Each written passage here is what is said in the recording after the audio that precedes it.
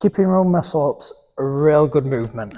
But strict ones are even harder. But yeah, a real cool trick to have up your sleeve. So I'm going to show you how to develop some strength so we can try and get a strict ring muscle up. So before we jump up on some high rings, we're going to practice some low ring drills, just because it's easier, as feet can get in contact with the floor, and you can use some foot support if we need. I always say for standard height, set these up around about like booby height. If you imagine there, my tits, there we go. No matter where you're setting these up, just double check the height of the bar to the rings, because the last thing you want to do is go to extend out of a ring dip and headbutt the bar. So just do this to start with and make sure you've got plenty of head clearance. I mean, it'd be funny if you headbutt the bar, but it'd hurt.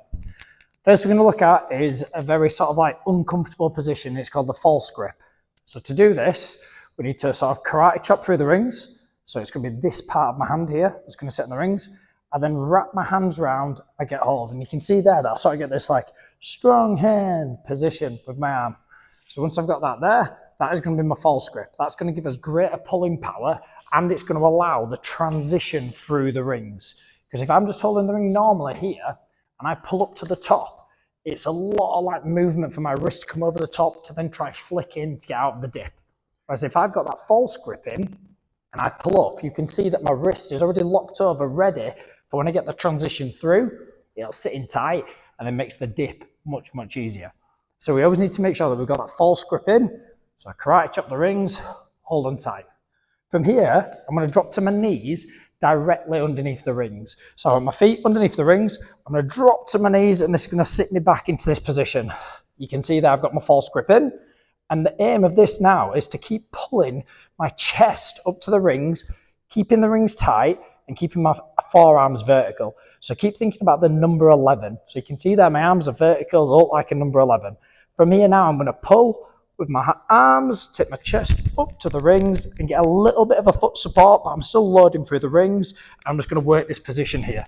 This is going to be the first strength movement that we're going to look at doing. Because there, we're drawing his chest up to the rings, ready to get that transition through the top.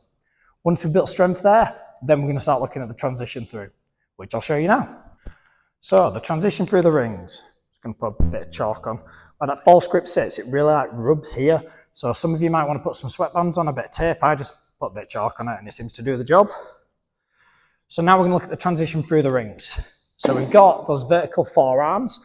Once we get into this position here, our chest is going to be tight up to the rings.